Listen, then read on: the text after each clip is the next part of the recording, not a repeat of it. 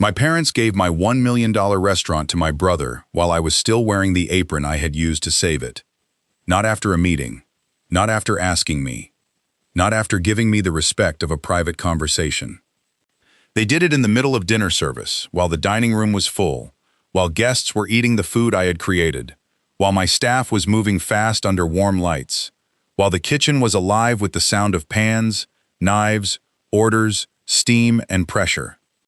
My name is Naomi Bennett. At the time, I was 35 years old, executive chef and operating manager of Ruth's Table, a restaurant my family loved calling ours, only after I made it profitable. Before me, Ruth's Table was nearly dead. The roof leaked. The ovens failed. Vendors refused credit. The old menu was confusing. The staff had not been paid on time twice. The dining room smelled like old carpet and tired dreams. My father, Leonard Bennett, had inherited the building from his Aunt Ruth, but he had never truly understood food. To him, a restaurant was chairs, tables, and a sign outside. To my mother, Patricia, it was a place to show relatives. To my brother, Marcus, it was a future stage. To me, it was breath. Food had always been the one language I understood before I understood myself. When I was a child, Grandma Ruth taught me that cooking was not just feeding people. It was listening. It was patience. It was knowing when heat should rise and when it should soften. It was knowing that a person could taste disrespect even when the plate looked beautiful. She had opened the original Ruth's Table as a tiny lunch counter beside a bus stop. Fried fish on Fridays, pepper rice on Saturdays, sweet rolls before church, soup for anyone who came in cold and short on money. By the time my father inherited it, the lunch counter had become a small restaurant, then slowly, under bad management, a failing one. I came back to save it after my divorce. That was what I told people. The truth was, I came back to save myself too. I had left a marriage where my husband called my dreams small until they started making money, then called them family assets. I came back to Bellwater exhausted, embarrassed, and carrying the kind of silence that follows a woman who has spent years being useful to people who do not protect her. Ruth's Table gave me somewhere to put my grief. I cleaned grease from walls, rewrote the menu, called old suppliers, begged one baker to return, fired a manager who had been stealing cash, trained servers, learned payroll, built a reservation system, started Sunday brunch, added Grandma Ruth's okra stew back to the menu, brought in live jazz on Thursdays, repainted the dining room deep green and cream, saved every receipt, posted every review, stayed until 2 in the morning, then returned before sunrise. For 4 years, I worked like a woman trying to prove a dead dream could still have a heartbeat. And it did. Ruth's Table became successful, then respected, then famous. Food bloggers came, local magazines wrote about us, travel sites called us a hidden southern gem. People drove 3 hours for the Sunday stew and honey cornbread. Revenue climbed, debts cleared, staff wages rose. Reservations booked weeks ahead. The same family members who once told me I was wasting my life in a hot kitchen began introducing me as our chef. Our, that dangerous little word. On the night everything changed, we had a full dining room. Every table seated. A private anniversary dinner in the back room. A birthday party near the window. 2 critics at table 12, though they thought I did not know. The kitchen was hot and perfect. Controlled chaos, the kind I loved. 2 stew, 1 lamb, 3 snapper, 1 vegan plate, fire table 9, I called. Yes, chef, the line answered. My sous chef, Andre, moved beside me like we had one mind. Marisol ran front of house. Mr. Dennis, our old maintenance man, had fixed the walk-in cooler that morning and was now sitting near the bar eating soup like he owned part of the air. Maybe he did. Everyone who helped save Ruth's Table owned a piece of its spirit. At 7:42 p.m., my mother entered through the dining room. I saw her through the pass window. She wore a gold dress. Too formal for a casual family visit. Behind her came my father in a dark suit. Behind him came Marcus in a cream jacket, smiling too widely. and beside Marcus came Tasha, his wife, holding a leather folder against her chest. My stomach tightened. Families do not arrive with folders during dinner service unless they are bringing trouble dressed as business. Marisol came into the kitchen, face tense. "Naomi, your parents are asking for you." "I'm busy," I told them. "And?" She looked toward the dining room. "They said it can't wait." Of course. Their timing was always important when my work was invisible. Never when my peace mattered. I wiped my hands, removed my gloves, and stepped into the hallway outside the kitchen. My father was waiting near the wine display. Marcus stood beside him, like a man preparing for applause. My mother smiled. "Baby, you look tired." I looked at the folder. "What is this?" My father cleared his throat. "We need to make an announcement tonight." "No." His eyebrows lifted. "You haven't heard what it is. It's dinner service. Anything involving an announcement can wait." Marcus chuckled. "Still controlling everything." I looked at him. "Still arriving after the work is done." His smile disappeared. My mother gasped softly. "Naomi." My father's voice hardened. "Watch your tone." There it was. There it was. The family bell. Not watch your son walking into a restaurant he did not build. Not watch your timing during service. Watch your tone. I looked at him calmly. "No." He blinked. "No? No. That phrase does not work here." The kitchen noise seemed to fade behind me. My father's jaw tightened.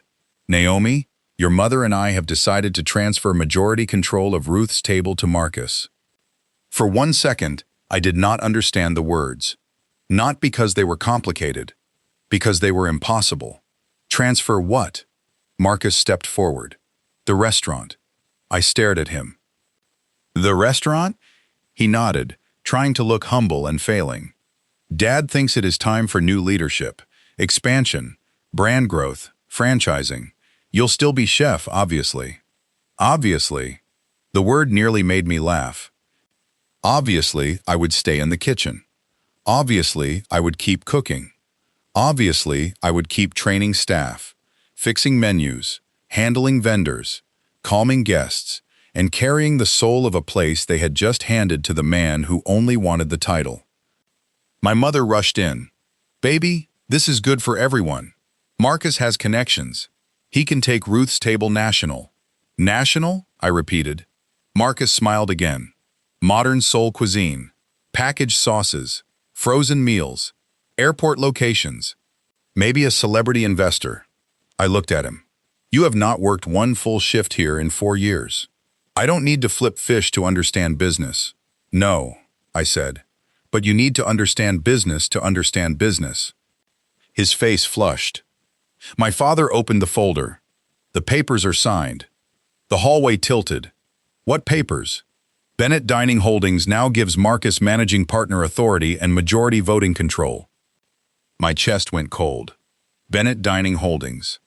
The family company that technically owned Ruth's table. The company my father had promised to restructure after I saved the restaurant. The company he said would give me equity. Soon, always soon. My mother touched my arm. I stepped back before she could. "Naomi, don't make this painful." I looked at her. "You made it painful before I arrived." Tasha's eyes filled, but she said nothing. I looked at her. "You knew?" She looked down. Marcus snapped. "Don't drag Tasha into this. She is holding the folder." Silence. My father said, "You are emotional.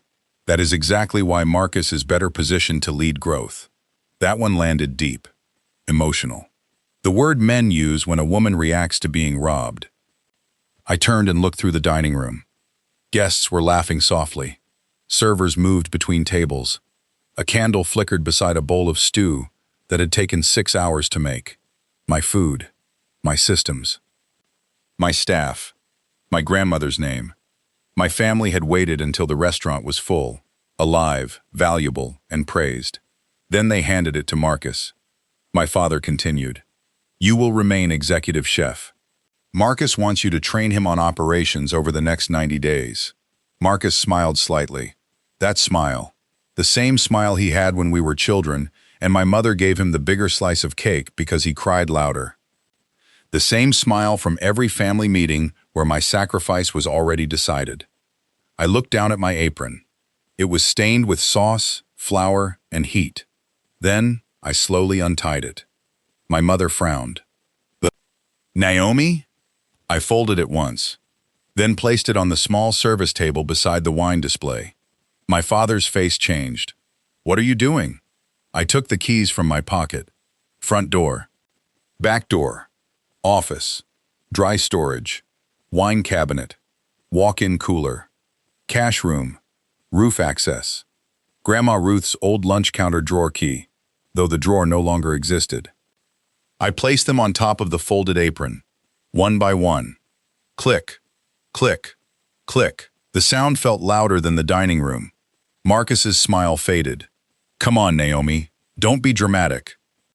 I looked at him. You wanted the restaurant. Run it. My mother's eyes widened. Baby, dinner service is still happening. Yes. You can't just leave. I looked at my father. He transferred control. Marcus can handle it. My father lowered his voice. Naomi, do not embarrass this family in public. I almost smiled. They could strip me in the hallway, but my walking away was the embarrassment. I turned toward the kitchen door. Andre stood there, Marisol behind him. 3 line cooks frozen. A server holding 2 plates. Mr. Dennis standing near the bar, no longer eating. Everyone had heard enough. My throat tightened. I looked at Andre. Can you finish service? He looked at the keys, then at me. His face was full of pain. Yes, chef. That almost broke me. Still, chef. Even without keys. I nodded once, then picked up my purse from the office shelf, walked through the side exit, and left without another word. Not because I had nothing to say, because if I spoke, I might have begged them to remember me, and I was done begging people to see the woman standing in front of them. Before I continue, tell me where you are watching from tonight.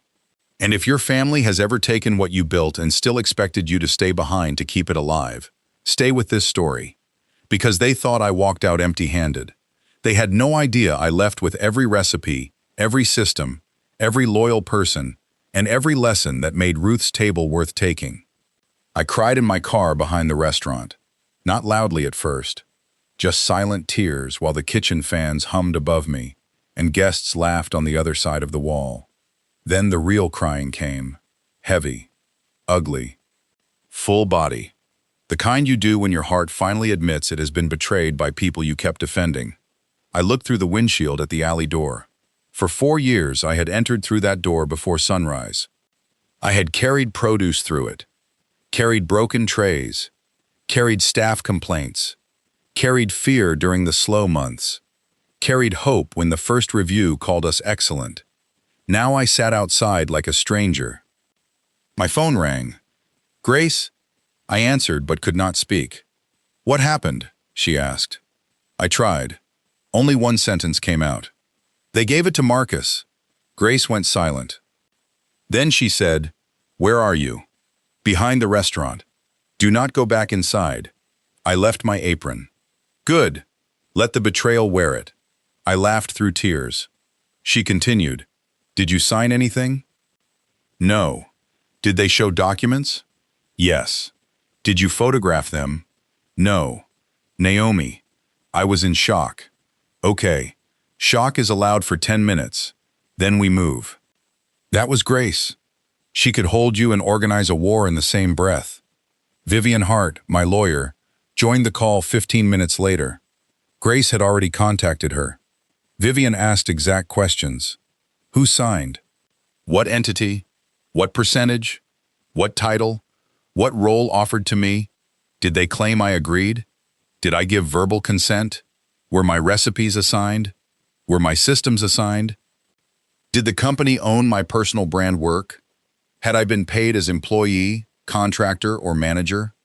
The questions steadied me. Pain became facts. Facts became tools. I did not own Ruth's table legally. That was the cruel truth. My father had kept control through Bennett Dining Holdings. He had promised me equity after stability, But promises without paper are decorations. I knew better. Or I should have. The restaurant had been family-owned before me. But the new menu was mine. The recipes based on Grandma Ruth's old food were mine, where I had documented them through my separate consulting company, thanks to Grace's warnings. The vendor systems were built through my personal operations files. The staff training manual was mine. The Sunday brunch concept was mine. The catering structure was mine. The loyalty list was tied partly to Ruth's table, but the broader customer data from my personal supper club experiments was mine. The social media photography and brand storytelling had been paid through my separate account. Grace had insisted for years. "Protect the brain," she always said. "Families love free genius." I had rolled my eyes then. That night, I thanked God for her paranoia. Vivian's voice was calm.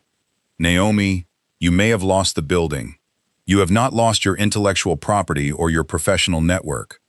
My grandmother's name is on that restaurant. Yes, that hurt.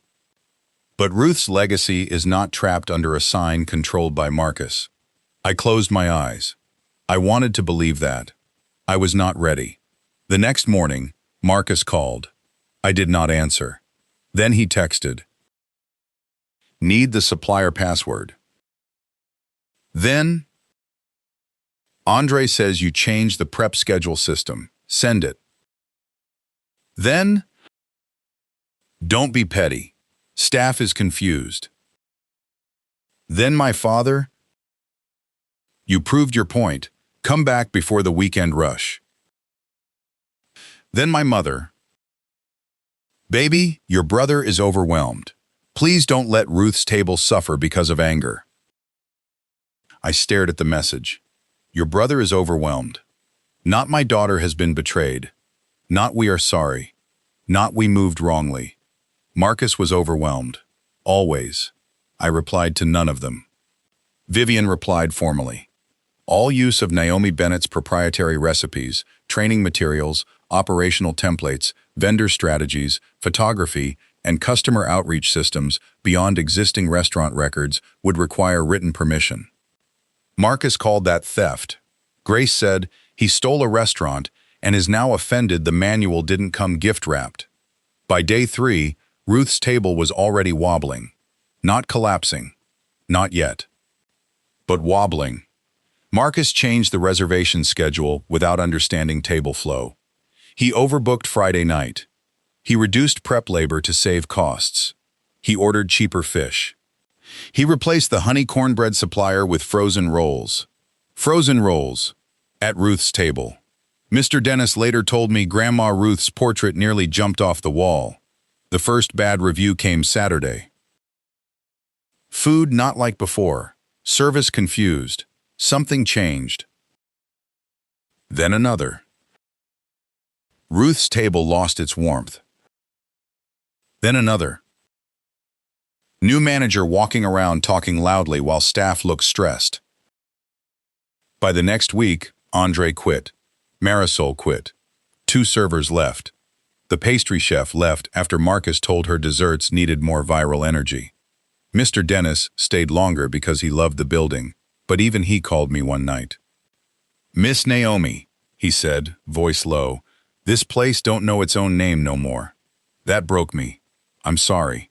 You ain't the one who should be sorry. I wanted to go back. God help me, I wanted to. Not for Marcus. Not for my parents. For the staff. For Grandma Ruth. For the dining room. For the guests who had trusted the food."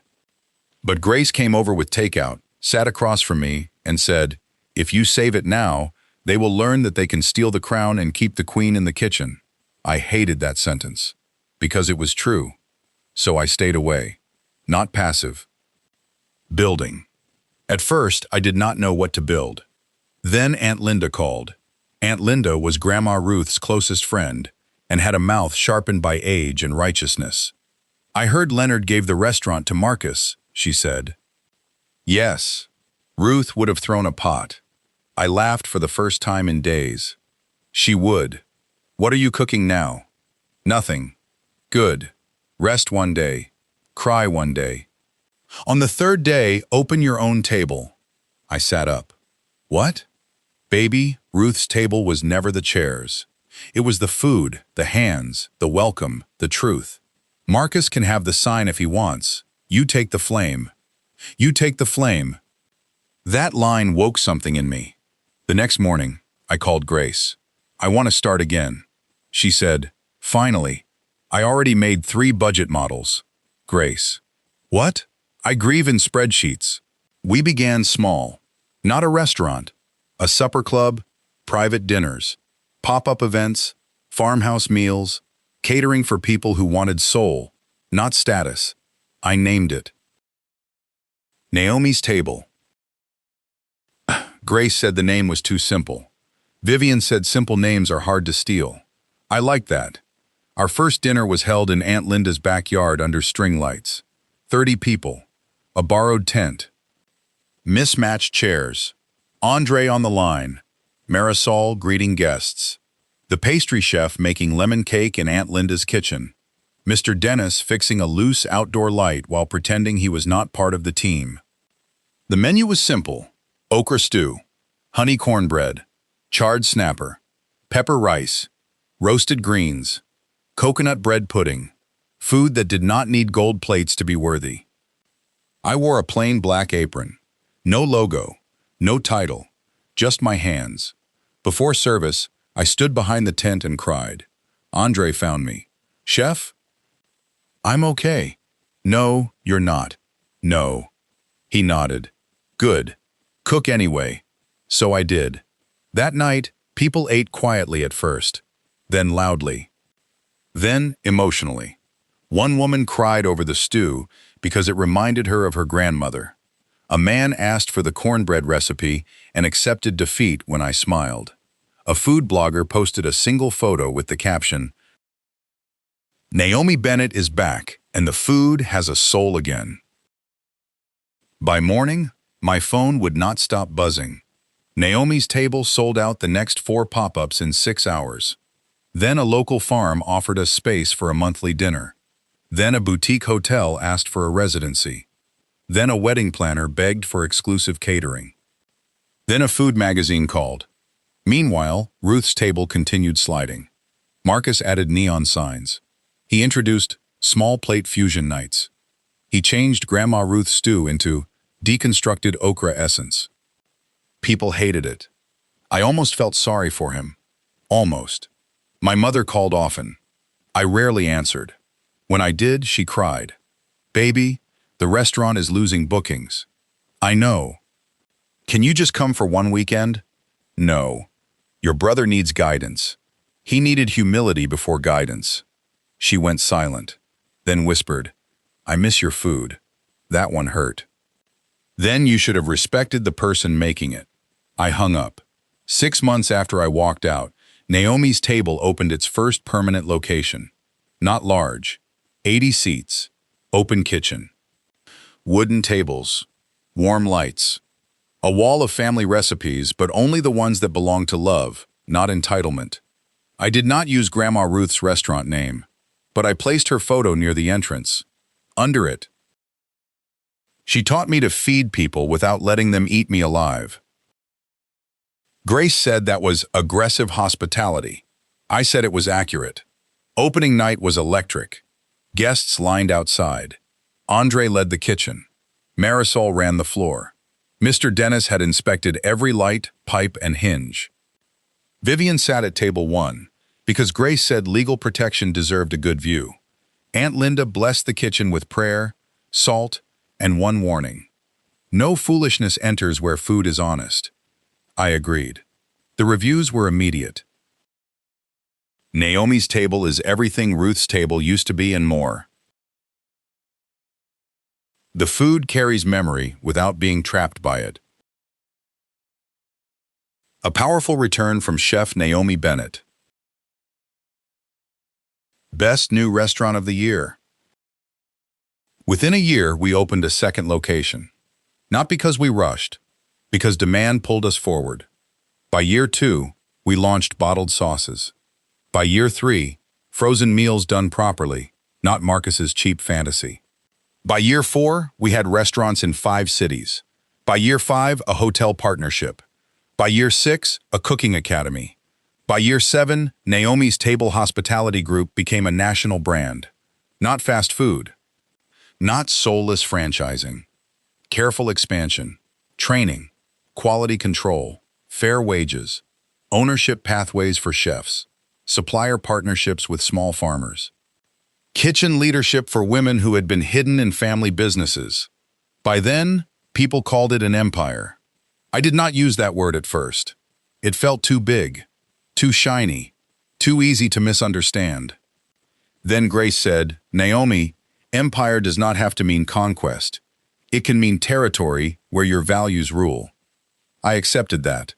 A clean empire, a fed empire, a place where nobody's labor disappeared behind a brother's title.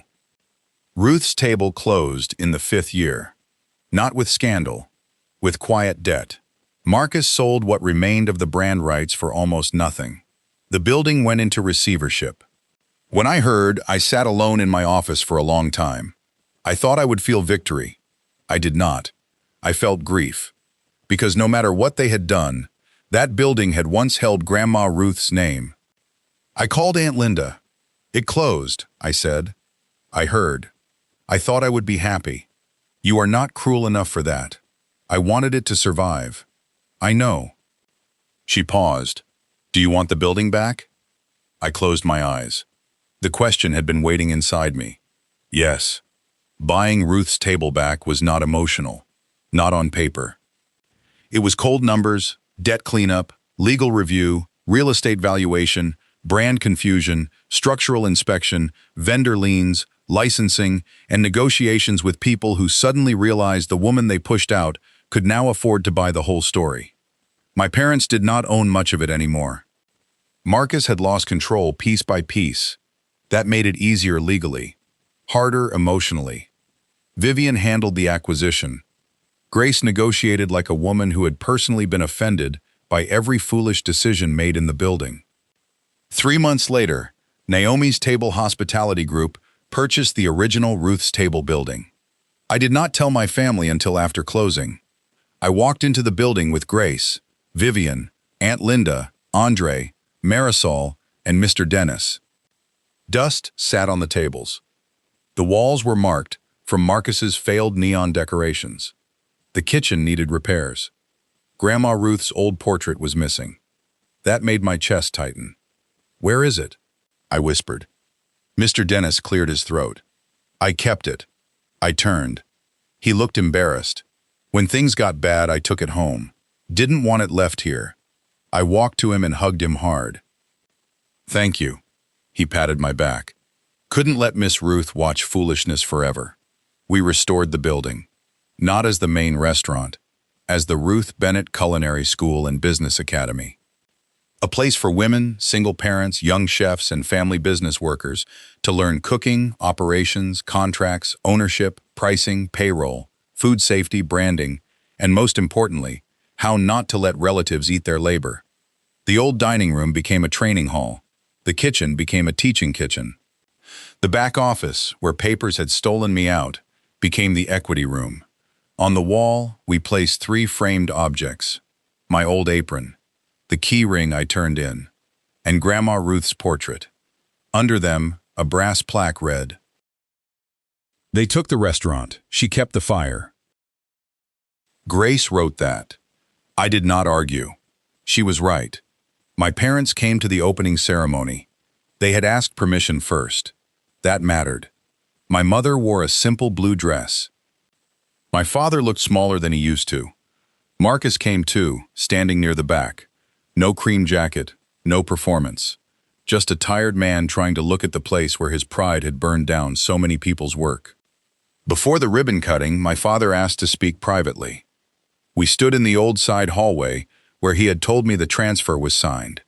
He looked at the wall for a long time. "I see it now," he said. I waited. He continued, "I gave Marcus the title because I wanted him to become the man I had been pretending he was." My throat tightened. "And me?" He looked at me. "I used your competence as proof you would survive being wronged." That sentence hurt because it was exactly true. "I am sorry," he said. For what specifically? He nodded slowly. For transferring control of Ruth's table to Marcus. For asking you to stay as chef after taking authority. For calling your reaction emotional. For making your work invisible because I could depend on it. I swallowed. I hear you. My mother apologized in the kitchen. Of course. That was where her truth belonged. She touched the counter softly. I thought sons should inherit and daughters should help, she said. I looked at her. And now I think that belief cost us more than money. She cried, but not dramatically. I am sorry for telling you Marcus had fresh ideas when you had proven skill. I am sorry for asking you to support him after we betrayed you. I am sorry for missing your food only after we lost the right to it. That last one almost broke me. I nodded. Thank you. Marcus came last. He waited until the ceremony ended and the room was nearly empty. He stood beside Grandma Ruth's portrait, hands in his pockets. I hated this picture, he said. I looked at him. Why? Because I always felt like she was judging me. She probably was. He laughed once. Sad. Yeah. Then he turned to me. I am sorry. For what specifically? For taking Ruth's table. For smiling when Dad said I had control. For expecting you to train me. For ruining the restaurant. For blaming you when I failed. For thinking a title could make me what your work had made you. That was honest. Painfully late. But honest. I don't know if I can forgive all of it, I said. He nodded. I know. But I hope you learned. He looked around the old restaurant. I did. Too late for the building. Maybe not too late for me. That was more humility than I had ever heard from him. Years later, Marcus worked in food supply logistics. Not for me. That boundary mattered. But he worked honestly. Tasha built her own catering support company after their separation. Andre became a partner in Naomi's Table South. Marisol became director of guest experience for the entire group. Mr. Dennis trained facilities teams and told every new manager, if you ignore maintenance, the building will embarrass you in public. Aunt Linda taught a class called Cooking Without Being Consumed. It was always full. The empire grew beyond what I had dreamed.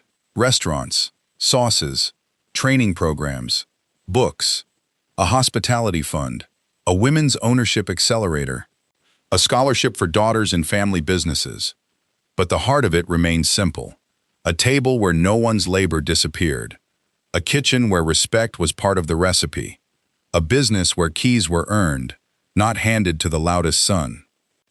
On the 10th anniversary of Naomi's Table, we held a dinner inside the old Ruth's Table building, now the Academy.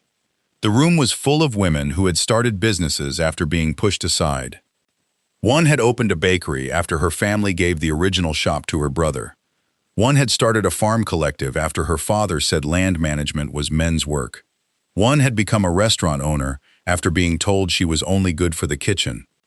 They stood one by one and told their stories, not as victims, as builders. When it was my turn, I walked to the front with my old apron folded in my hands. I held it up. This is the apron I turned in the night my family gave my restaurant to my brother. The room went silent. I thought I was leaving behind my grandmother's legacy, but I later learned something important. Legacy is not a room, it is not a sign. It is not a company file someone can transfer behind your back. Legacy is what you carry in your hands, your standards, your memory, your courage, and the way you rebuild after people confuse your silence with permission. People clapped softly. I continued.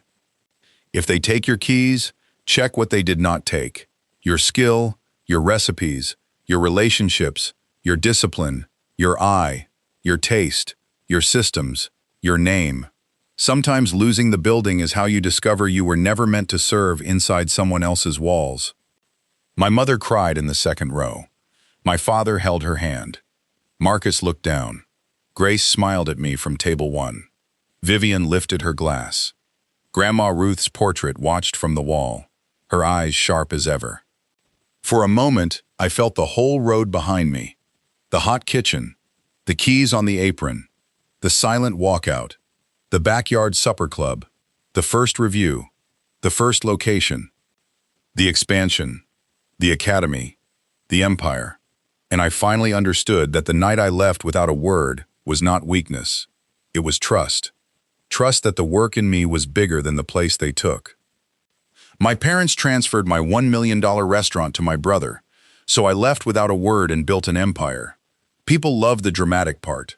The dinner service, the folder, the keys on the apron, the brother smiling, the mother crying, the father demanding training, the staff watching, the chef walking out, the restaurant failing, the empire rising. I understand. It is dramatic, but the real story is about ownership. Not only legal ownership, personal ownership. The kind nobody can sign away in a back office. The kind built from skill, discipline, memory, and standards. If you are listening and you are carrying a family business on your back, pay attention. If you open the store every morning but your name is not on the papers, pay attention. If you cook the food but your brother gets called owner, pay attention. If you run payroll but your father says leadership will be discussed later, pay attention. If your mother says, just help for now, pay attention. If they say you are too emotional for authority but not too emotional to work 14 hours, pay attention. If they promise equity soon, ask for dates. If they promise ownership after things stabilize, ask what stable means. If they say, we are family, why do you need paperwork? Ask why family makes paperwork dangerous. Do not let love become a contract only you obey. Do not let your recipes feed people who erase your name. Do not let the title go to someone whose only qualification is being male, loud, or needy. Do not train the person hired to replace you unless you freely choose it and are paid for it. And if they take the business anyway, breathe. Cry in the car. Call Grace. Call Vivian. Make a list. What do you know? Who trusts you? What systems did you build? What belongs to you? What can you start small? Where is the flame? Then take it. A restaurant can be stolen. A building can be transferred. A sign can be changed. A title can be given to the wrong person. But the fire? The fire knows who fed it. Today, Naomi's Table has restaurants across the country. Ruth Bennett Culinary School trains hundreds of students every year. The Equity Room teaches daughters to protect their work before the family meeting starts. And in the front hall, under Grandma Ruth's portrait, my old keys rest inside a glass case. The same keys I placed on a folded apron when my family thought I was finished. Under them, the plaque still says, "They took the restaurant. She kept the fire." My name is Naomi Bennett.